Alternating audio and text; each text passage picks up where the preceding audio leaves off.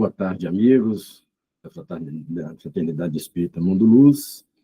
Vamos dar sequência a mais um estudo dos 15 princípios da doutrina espírita, hoje fazendo o tema 9, que é a pluralidade dos mundos habitados.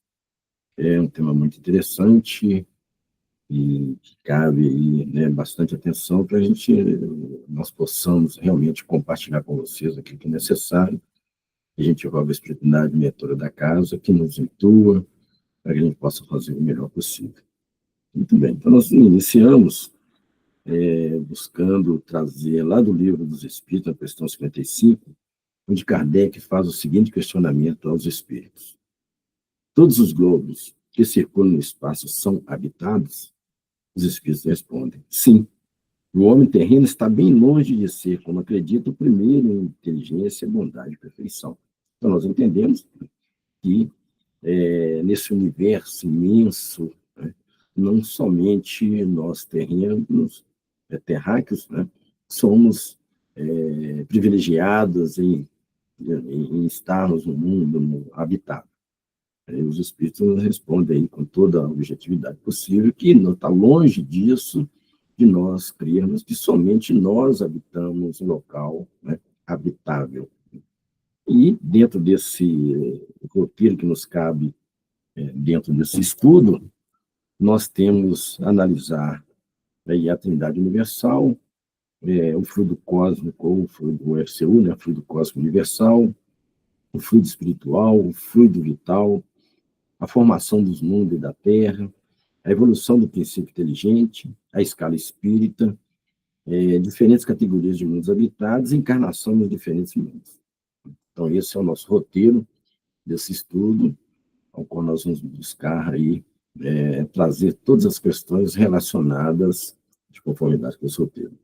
Muito bem, então o primeiro detalhe é nós analisarmos a questão da Trindade Universal. Tá? Então nós temos aí que Deus, de quem se originou o universo, criou o Espírito e o fluido cósmico universal, do qual se deriva a matéria.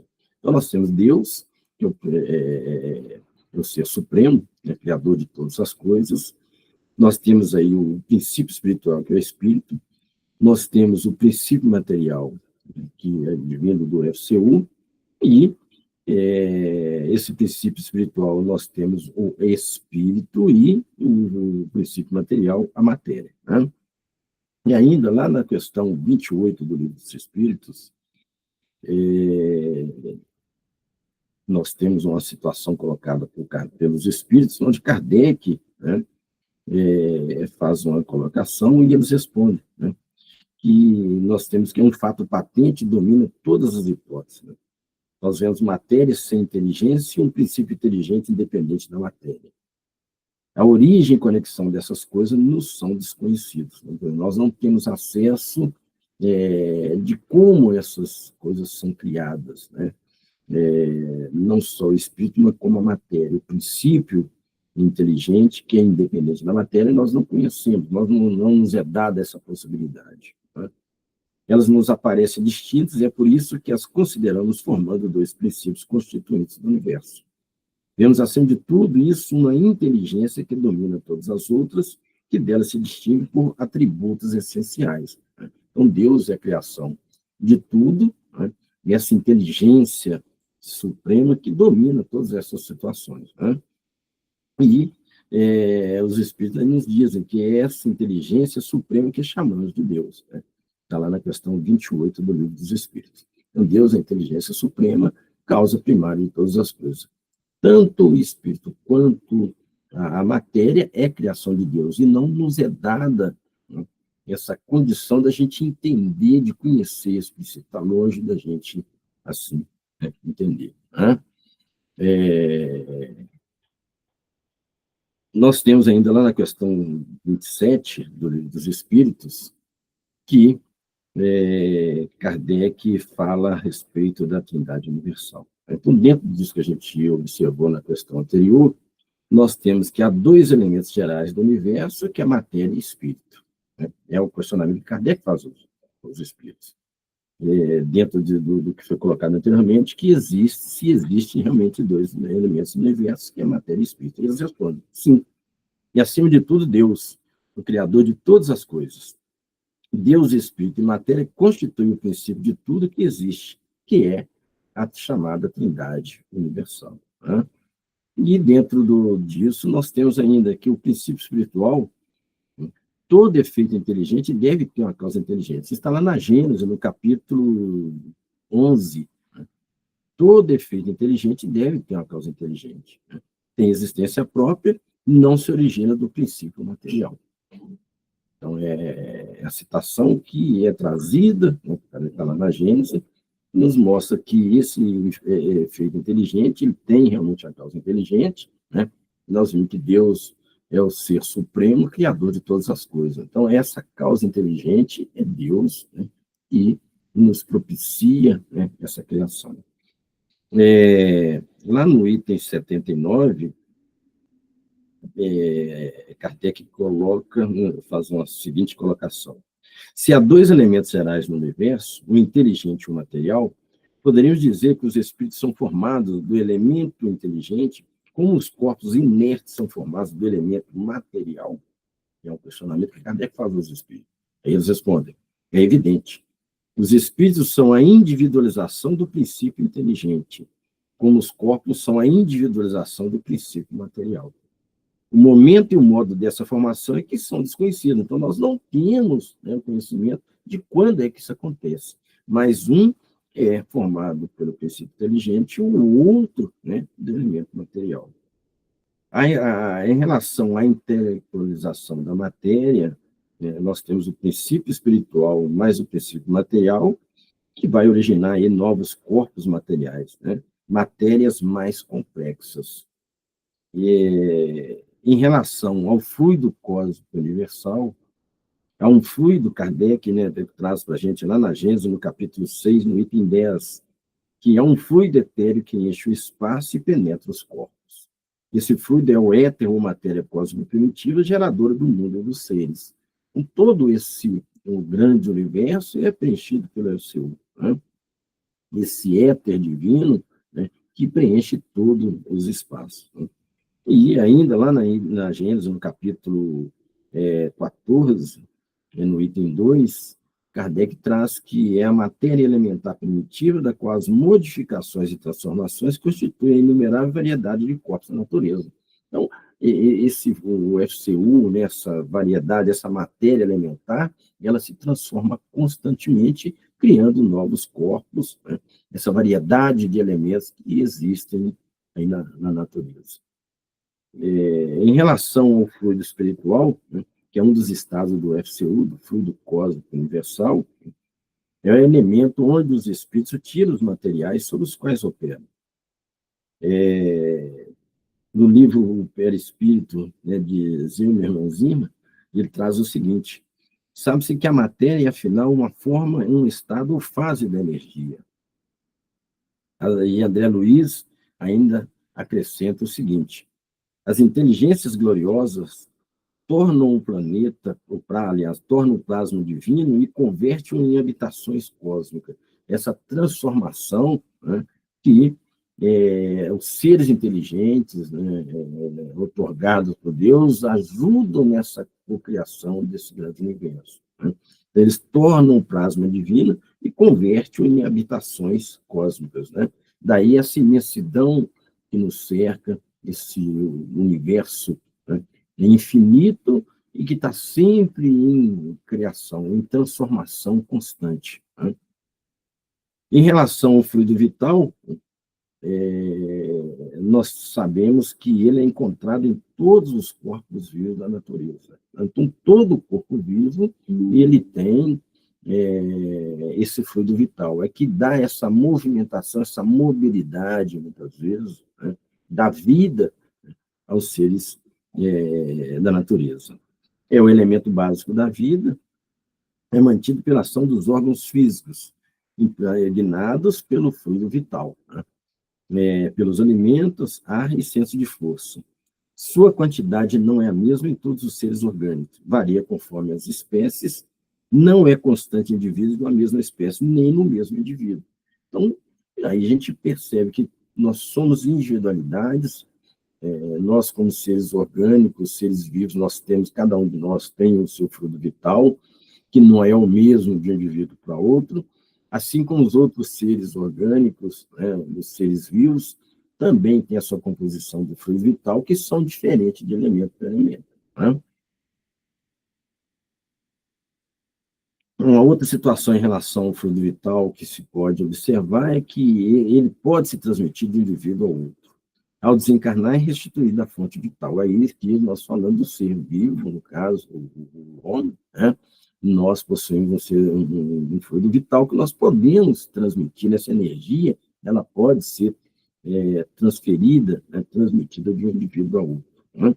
E esse elemento, quando existe desencarne, ele simplesmente vai se juntar à natureza. Né? Ele é restituído à fonte de onde, né? Ele vê que é o fluido universal. Né? Muito bem. E agora a gente tem algumas questões em relação à formação dos mundos. Né? Lá no Livro dos Espíritos, na questão 37, Kardec faz alguns questionamentos do Espírito em relação a essa formação, e eles respondem que o universo compreende a infinidade dos mundos que vemos e que não vemos. Todos os seres animados e inanimados, todos os atos que se movem no espaço e os fluidos que o preenchem. A razão nos diz que o universo não poderia fazer-se por si mesmo, e que não podendo ser obra do acaso, deve ser obra de Deus. Né? Questão 37 do Livro dos Espíritos. Então, daí, né, não só os seres animados como os inanimados, né, são criação de Deus. Todos eles têm a mão de Deus. É algo que a inteligência do homem não tem condição nenhuma de criar. Né? Essa transformação que muitas vezes a gente observa acontecendo, né? Isso tudo é um ser inteligente, um ser supremo que tem essa possibilidade de transformar, de criar. Né? Lá no Livro dos Espíritos, na questão 39, nós temos ainda que tudo que se pode dizer, que podeis compreender, é que os mundos se formam pela condensação da matéria espalhada no espaço. Então, essa transformação, essa criação que existe no universo é pela condensação dessa matéria. Né? E nada se perde, tudo se transforma. Né? Então, exatamente isso que nos é oportunizado de a gente perceber. Né? Nós não temos a compreensão de como acontece, mas, né, o Ser Supremo ele tem essa possibilidade de modificar, dessa transformação. Né? Muito bem. Né? Ainda lá na Gênesis, no capítulo 6, na questão 50, Kardec traz o seguinte: um mundo onde o foco interior de sua existência está extinto, não pode gravitar no espaço como despojo inútil.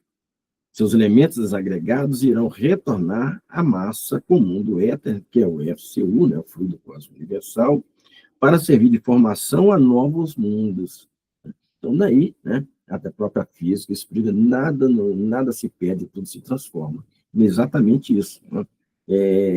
Esses elementos soltos dentro desse imenso universo, eles não ficam gravitando, né, inutilmente. Eles, desagregados, vão, né, se juntar a outros elementos para a criação, né, criação e formação de novos mundos. E, se falar em formação de novos mundos, nós vamos para a formação da Terra. Né? Como é que nós podemos entender essa formação da Terra? E aí, novamente, a gente parte, né, para buscar subsídios na Gênese, lá no capítulo 11, no item 9, onde nós temos o seguinte: antes que a Terra existisse, mundos haviam sucedido os mundos. E quando a Terra saiu do caos dos elementos, o espaço estava povoado de seres espirituais em todos os graus de adiantamento, desde aqueles que nasciam para a vida, até aqueles que de toda eternidade tomaram lugar entre os puros espíritos. Então, nós já existiam uma série, alguns companheiros, seres espirituais, né, que buscavam, devido ao seu grau de adiantamento, criar, né, a própria formação da Terra, né? Buscavam, né, elementos para a constituição do que hoje nós chamamos aí Terra, no qual nós habitamos, né? E Emmanuel traz para a gente, lá no Caminho da Luz, ele traz o seguinte: a ciência do mundo não lhe viu as mãos augustas e sábias na intimidade das energias que vitalizam o organismo do globo. Substituíram-lhe a providência com a palavra natureza, mas o seu amor foi o verbo da criação do princípio. Olha que interessante, né, que Emmanuel traz para a gente, né? A ciência do mundo não viu as mãos, né? Ou seja, não tem essa possibilidade de ver como foi feita essa criação, né? E ao qual nós chamamos de natureza, que a gente acha muito bela, mas, né, os próprios Espíritos dizem, foge à nossa compreensão da criação dessa natureza, né? Mas o verbo, né, o amor, né, de Deus para conosco, né, é o verbo da criação do princípio. Então, esse princípio ao qual nos originou tem o amor de Deus, né, a essência divina na nossa criação, né? É muito interessante, né? E, dentro dessa questão da criação, né, essa evolução desse princípio inteligente, né, como é que ela se deu, né?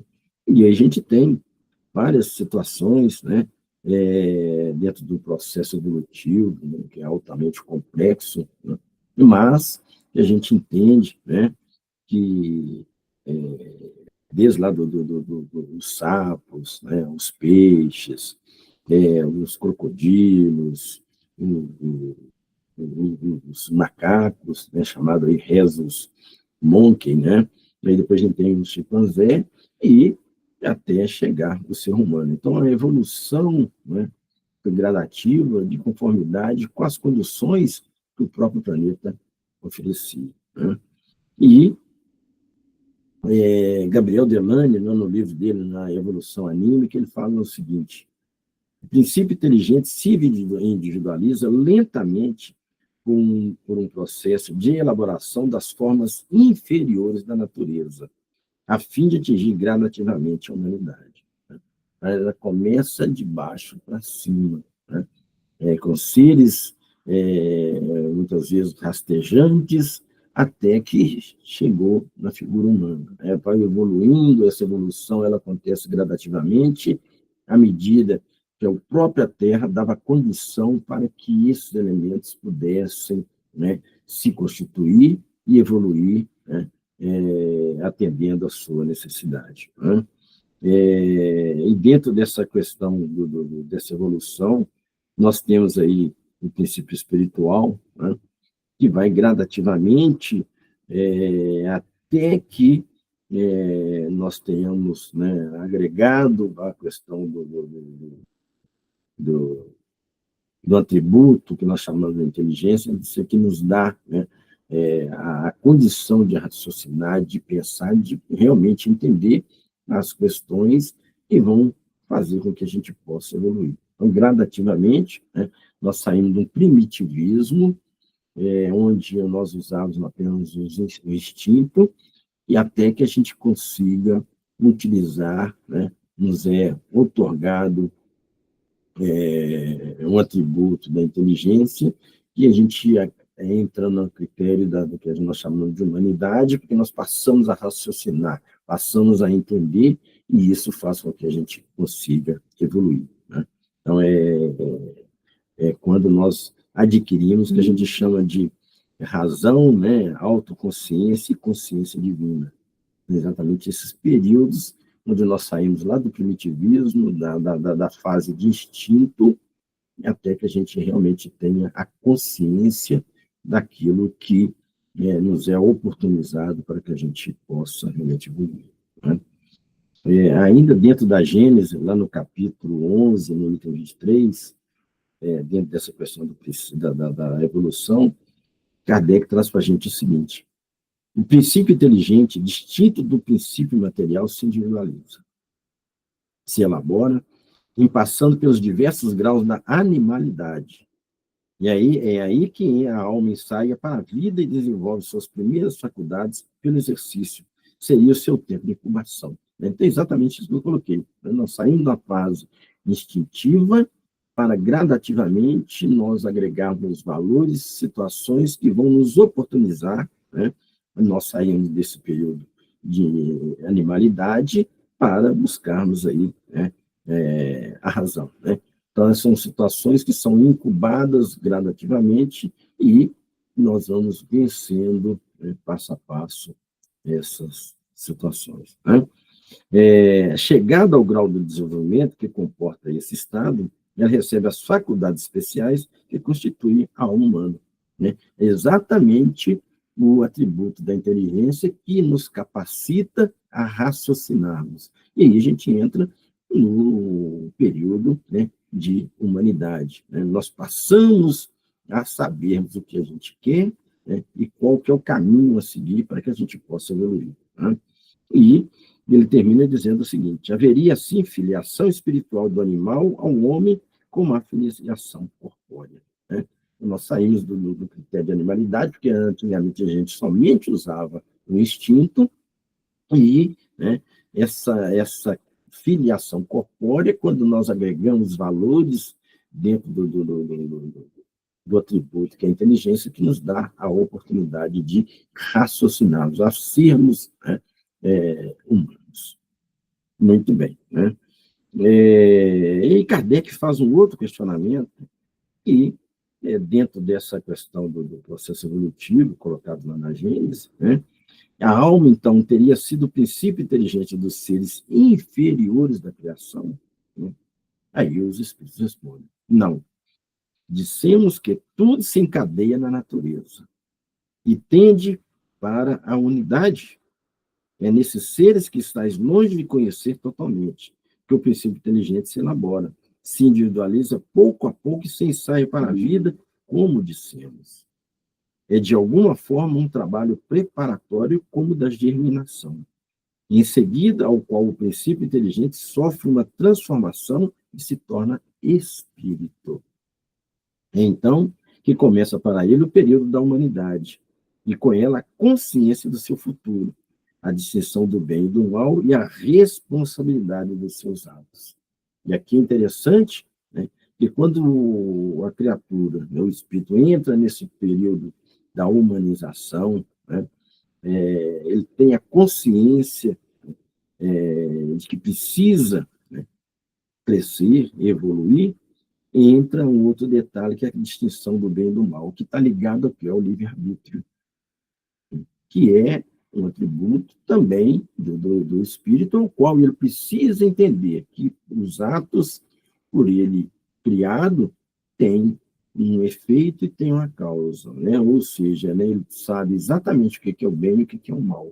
E a responsabilidade, tanto para um como para outro, é única e exclusiva dele. Por isso que eles dizem, né?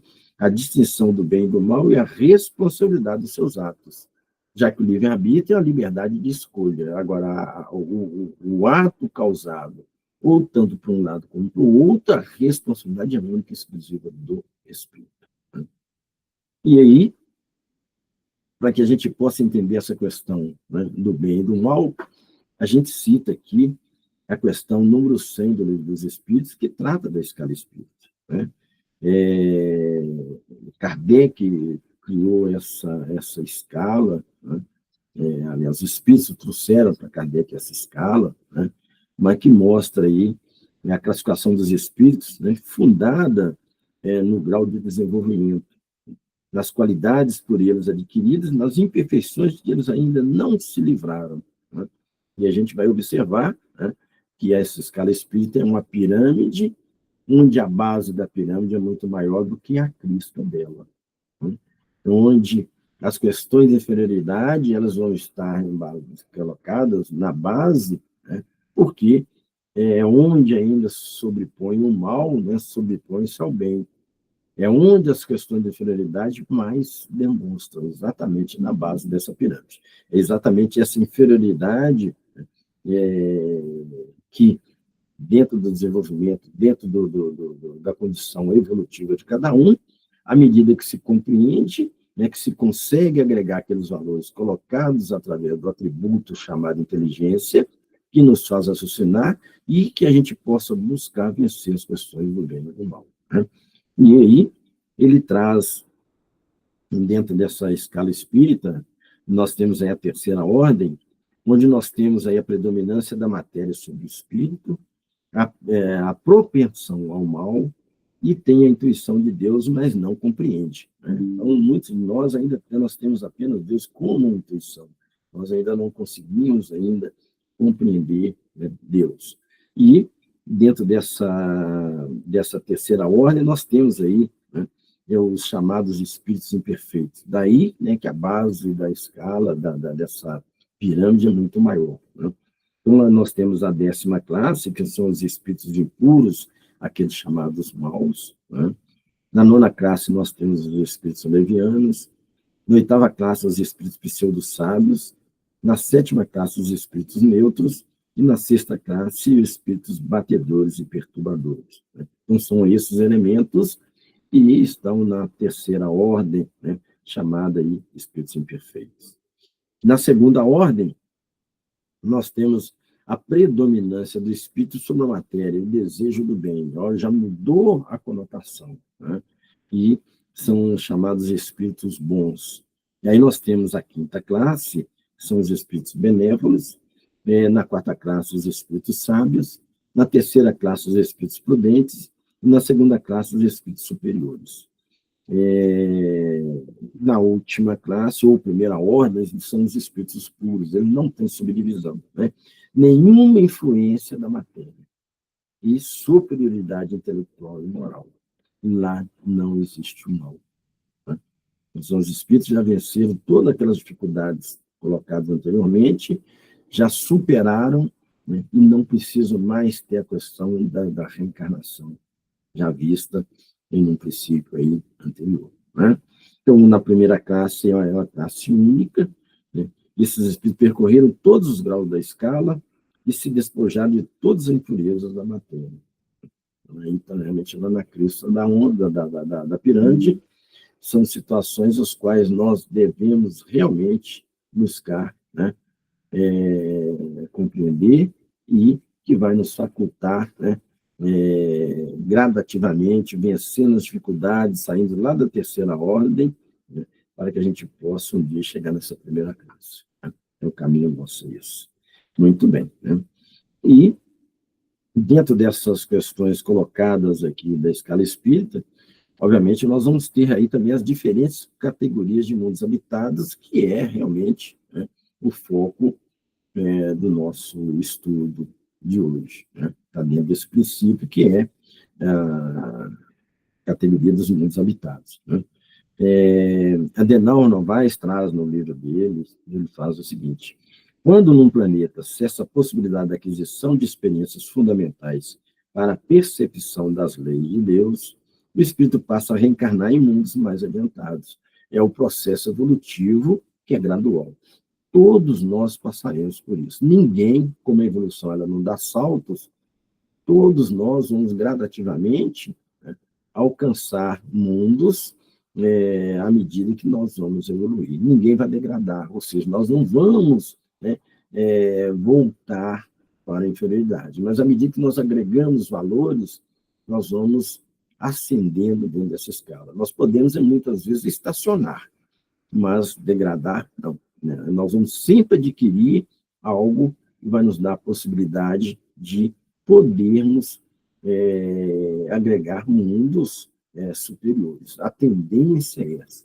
Ninguém vai se perder, porque Deus é soberanamente justo. E bom, isso foi visto lá no primeiro princípio, né? Deus, né, é um dos atributos de Deus, né, e ele é soberanamente justo e bom. Então, obviamente, nós teremos essa possibilidade de buscarmos vencer as nossas dificuldades dentro do nosso tempo, dentro da nossa condição, né? E aí, nós temos, né, os mundos primitivos, dentro dessa escala, a qual o Adenauer Novaes traz para a gente, né, dentro dessa colocação, ao qual nós vamos entender a escala espírita trazida por Kardec, onde nós temos os mundos primitivos, onde nós temos apenas a força bruta, e a força bruta é a única lei, porque a necessidade ali era única e exclusivamente de sobrevivência. Né? Nós já saímos, nós estamos no mundo de provas e expiações, que é o próximo mundo, né? Que é onde ainda existe o predomínio do mal. Né? Então, nós saímos do primitivismo, estamos no mundo de provas e expiações, onde ainda existe a predominância do mal. O próximo é um mundo de regeneração, onde é um mundo de transição, onde não existe expiação. A expiação vai ser no mundo anterior, no mundo de provas e expiações. No mundo de regeneração não existe expiação. Né? Ainda é um mundo de transição, ainda existem questões relacionadas ao mal, mas numa predominância muito menor, né? Já que aqui predomina muito mais o bem. Né? Aí nós vamos para o próximo mundo, é o mundo de ditosos ou felizes, né? Onde aqui tem apenas a predominância do bem, o mal que não mais existe. Né? E, por último, os mundos celestes ou divinos, que são as moradas dos espíritos puros. Então, observem que, dentro daquela escala colocada por Kardec, nós temos um processo evolutivo gradual, à medida que nós vamos buscando vencer as dificuldades, nós vamos buscando esses mundos, né, passando do mundo primitivo, até que um dia nós possamos chegar aos mundos celestes. Né? O processo é verticalizado, né? É de baixo para cima. Daí, a gente percebia que a escala colocada, né, trazida pelos espíritos, mostrada por Kardec, né, é que essa grande base que eu disse da pirâmide, né, a base da pirâmide é muito maior do que a crista, porque vão se afunilando as situações. Né? A predominância do mal é muito maior na base, porque lá estão os espíritos inferiores. Né? E ela vai se afunilando até que lá no mundo celeste não existe questão de inferioridade. Né? Os espíritos já venceram todas as situações e são tão eterizados, né, que se transformam em luz e buscam aí atender às nossas necessidades. Né? Muito bem. Né? E como é que se dá essa encarnação nesses diferentes mundos? Já que nós citamos aí esses vários mundos, como é que se dá essa encarnação? É um questionamento que muitos fazem. Né? Mas como é que isso vai acontecer? Né? Então, lá no Livro dos Espíritos, na questão 72, Kardec pergunta aos espíritos: nossas diferentes existências corpóreas se passam todas na Terra? Aí eles respondem: não, mas nos diferentes mundos. As deste globo não são as primeiras nem as últimas, porém as mais materiais e distantes da perfeição. Né? Aí a gente entende que essa encarnação com nós estamos, né, e eles trazem isso para a gente, não é a primeira nem a última, mas são, né, as mais materiais e ainda está muito distante da perfeição. Então, nós precisamos buscar melhorar essas questões, né, para que gradativamente a gente possa alcançar, né, situações de superioridade. Né?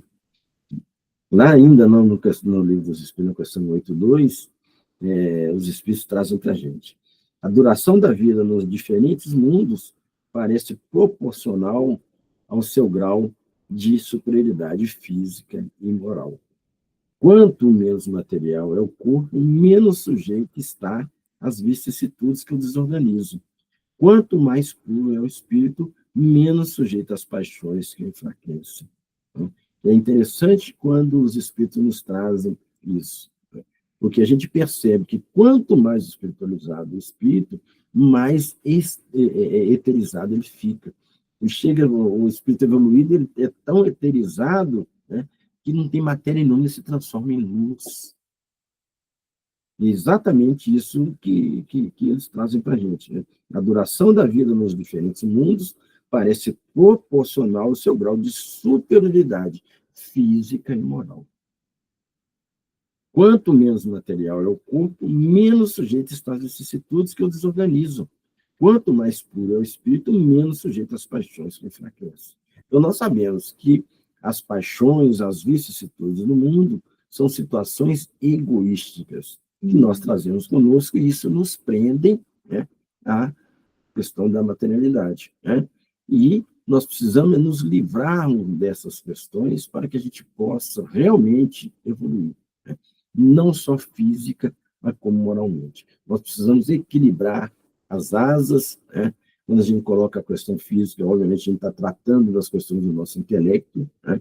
Mas que nós precisamos equilibrar intelecto e moral para que a gente possa realmente ser luz, né? Nós possamos realmente sermos seres eterizados e que vão nos dar essa condição, né, de poder cumprir o nosso trajeto, o nosso processo evolutivo dentro desses mundos que nos é oportunizado por Deus. Então, era essa as considerações nesse tempo, Pluralidade dos Mundos Habitados, que a gente tem que trazer. A gente agradece a Deus e Jesus, a Fraternidade Mundo Luz, pela oportunidade que nos é dada de poder realizar esse estudo com vocês. Grande abraço, até a próxima.